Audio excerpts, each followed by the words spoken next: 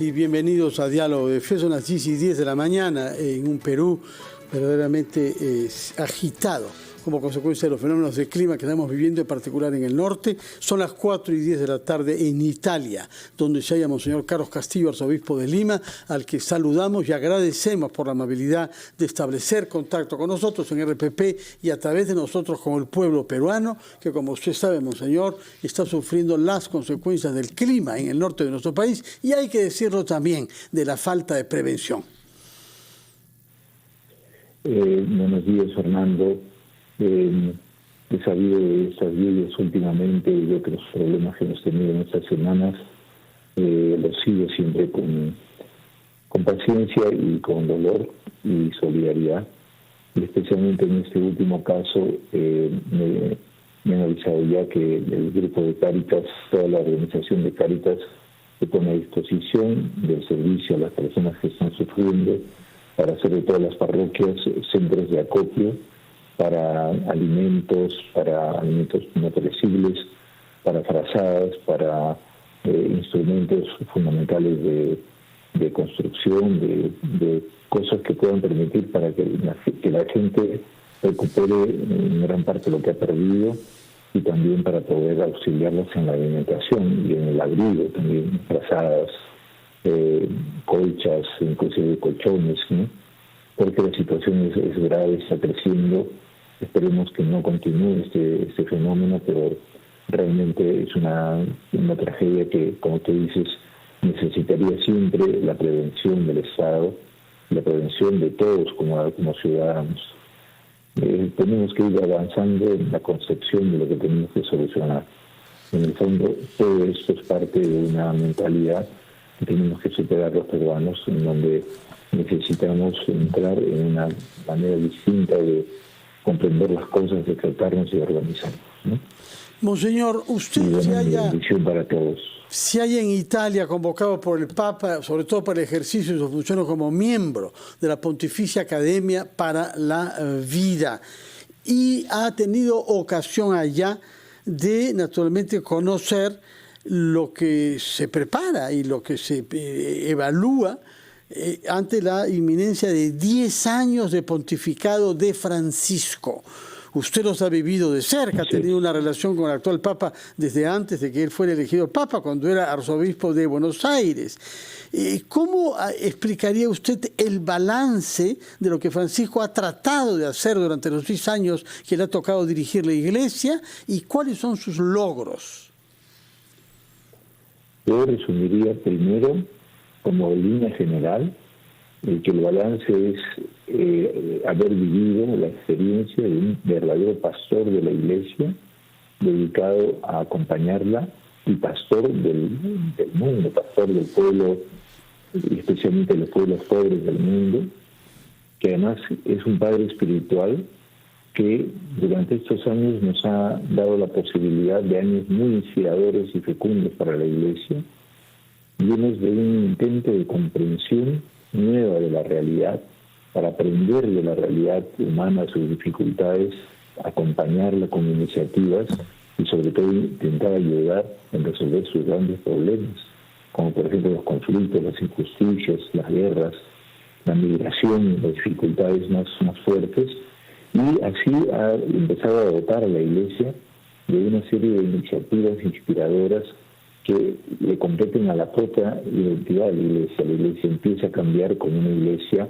en salida, simultáneamente una Iglesia sinodal, como le llamamos ahora, que es una comunidad que va discutiendo, conversando y promoviendo la experiencia de un ser humano distinto, basado en una visión distinta de la fe cristiana, ¿no?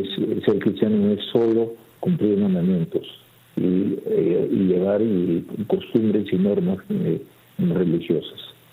Ser cristiano es dejarse inspirar por el Espíritu de Dios para afrontar la realidad y actuar adecuadamente y de forma justa para hacer que ese reino de Dios llegue a la tierra ya por anticipado, y así permitamos una situación renovada en el mundo.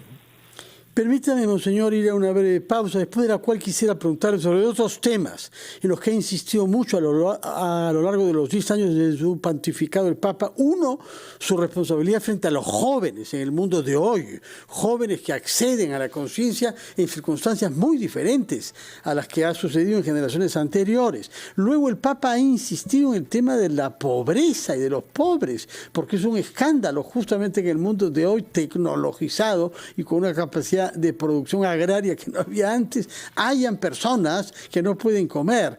Y quisiera que nos diga también naturalmente una palabra sobre la guerra, que es el escándalo mayor, que es el desafío a toda moral y que vemos que lleva ya más de un año en el corazón de Europa del Este. Nos dirá al menos sobre esos 3 puntos, así como las encíclicas del Papa, después de una breve pausa, por favor, monseñor Carlos Castillo, desde Italia. Son las 10:23, retomamos nuestra conversación con monseñor Carlos Castillo, que está en Italia, en tareas encomendadas por el Papa Francisco, en donde ha naturalmente tenido que vivir el 10º aniversario del pontificado de Francisco, justamente. Y yo le quería preguntar sobre la doctrina y la enseñanza que el Papa ha mantenido a lo largo de estos años sobre la situación de los jóvenes y las dificultades que hay en algunos casos para ser abiertos al mensaje del Evangelio, que ha educado en valores durante 2000 años, pero que tiene un desafío especial por las circunstancias de nuestra época. Una palabra sobre los jóvenes en el magisterio del Papa, por favor. El Papa tiene una visión, y justamente estos años lo ha demostrado, de esperanza en la juventud para abrir, podríamos decir, una nueva etapa en la humanidad, en donde la flexibilidad y la capacidad imaginativa y reflexiva de los jóvenes pueda también imaginar y crear las bases de un nuevo mundo, de una nueva manera de ser mundo, ¿no? Que es en este momento básica la vida solidaria, la vida entre hermanos. Ahora, es cierto que los jóvenes son los más permeables a este cambio del mundo, a la tecnología, a las decisiones rápidas, pero también es el grupo que justamente por ejercicio tan inmediato de esos elementos tiene un gran vacío y quiere entrar en un proceso de encuentro del sentido de las cosas. Por eso una de las cosas que ha recomendado el Papa mucho es el diálogo entre generaciones, hacer una gran alianza entre ancianos y jóvenes, porque así se recoge la sabiduría anterior, pero también se renueva y no se toma como un mandato, sino como algo que permite recrear abiertamente bases nuevas, formas nuevas, que actualizan los grandes principios de la humanidad, pero por otro lado le dan una connotación mucho menos dura, mucho menos armada a partir de unas ciertas consideraciones, digamos, de otras épocas, ¿no? Eso yo creo que hay una confianza muy grande de parte del Papa en los jóvenes y en la iniciativa y la inspiración que puedan tener. Por eso le digo un Papa inspirador. Monseñor, otro tema sobre el cual el Papa ha sido siempre constante, como lo fue Jesús a lo largo de su magisterio, es los pobres, porque estamos en un mundo tecnologizado, que producimos más agricultura que nunca, más pesca que nunca, y sin embargo hay mucha gente que sigue no pudiendo comer en nuestro país y en otros países. Una palabra sobre la doctrina de la Iglesia respecto a este punto, por favor. Bueno, el Papa no solamente ha reafirmado la opción preferencial por los pobres, que es una opción de Jesús que nos recuerda que no podemos vivir nuestra vida sin responder a la interpelación de los marginados, los que sufren, y además de eso ha abierto el horizonte hacia los emigrantes, hacia las poblaciones vulnerables, hacia sectores no tenidos en cuenta jamás. Imagínate que hasta en el propio Vaticano es un alto por ciento enorme que ha crecido la presencia de la mujer, ¿no? Bueno, el sentido del tener en cuenta las periferias existenciales y estar atento a las novedades que ofrecen, inclusive el Papa reconoce un papel de sujeto a los pobres de la tierra, con iniciativas profundas que están en sus anhelos, en sus sueños, y que es necesario escuchar para poder transformar el mundo.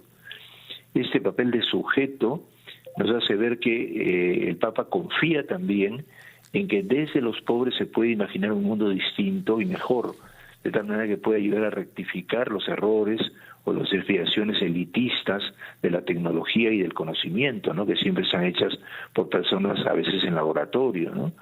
Importante es que el conocimiento sea algo compartido y no solo eso, escuchado el conocimiento sabio de quien sufre. Monseñor, por otra parte, los pontífices siempre dejan una obra doctrinaria, reflexiva a través de encíclicas. Este ha sido el caso de Francisco también. Ha hablado sobre la alegría del Evangelio. Él ha hablado sobre la luz que ofrece la fe. Ha escrito una encíclica, Hermanos Todos, Fratelli Tutti, y ha innovado, hablando explícitamente sobre ecología y haciéndolo bajo la autoridad de santo que lleva su nombre, Francisco de Asís. Francisco de Asís. Bueno, esas 4 encíclicas son claves. La primera no es una encíclica, es una exhortación posinodal, pero tiene una importancia muy grande porque la alegría del Evangelio significa que si no hay alegría no hay Evangelio, y que la alegría se desarrolla siempre como una comunicación que despierta a la persona, como dice nuestro lema, que la levanta, y que permite que entonces la persona se fortalezca, crezca y viva siempre orientada hacia la felicidad plena. El mundo actual produce tristeza, podríamos decir que hay una competencia entre la productividad de este mundo que genera tristeza y la generatividad de la fe y de las relaciones humanas y de los valores que generan esperanza y alegría, ¿no? Y luego, respecto al tema de la fe, el Papa ha dado prioridad y ha recogido una cosa de Benedicto XVI que a la vez la ha elaborado mucho más, que es que la fe es no solamente un conocimiento. En primer lugar, la fe es una experiencia de relación personal y compartida con Dios, con Jesús, y por lo tanto es prioritaria la experiencia de fe sobre el conocimiento, sobre las verdades de fe. Y eso está muy claro, evidentemente, en la encíclica que escribió inicialmente a 2 manos, o a 4 manos, si quiere, a 2 manos, con Benedicto, sirvió para poder remarcar que estamos hablando de una fe como vital, como experiencial. No estamos hablando solamente de saber cosas. Tercero, la encíclica de la ecología tiene una importancia radical en el sentido que nos hemos olvidado de que también la tierra está siendo afectada por nuestro pecado, por nuestras maneras calculadoras e interesadas de investigar o de usar la ciencia o la técnica en la industria. Y por tanto tenemos que rectificar hondamente el modo de actuar, no desarrollando una especie de perspectiva dominadora y explotadora de la realidad. Hay que cuidar la cultura, la fe, y para eso necesitamos cambiar la cultura, la manera de ver. Y en ese sentido, el gran aporte cultural que damos como el valor fundamental de la existencia es la hermandad. Superar el individualismo moderno es nuestra tarea. El individualismo moderno ha hecho mucho con iniciativas, pero el individualismo por sí mismo lo único que hace es orientar al hombre hacia la muerte.